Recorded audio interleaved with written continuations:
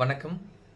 தும்மலுக்கு acupuncture முறையில் என்ன தீர்வு அப்படிங்கிறத இப்போ நம்ம பார்க்க போகிறோம்.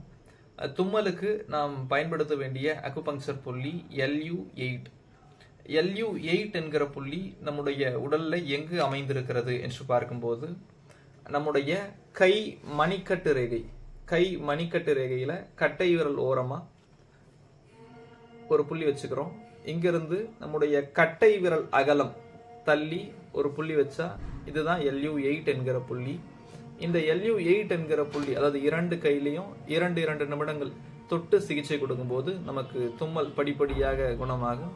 ஆக இந்த காணொளி அனைவருக்கும் பயனுள்ளதாக அமையும் என்று நம்புகிறேன். நன்றி.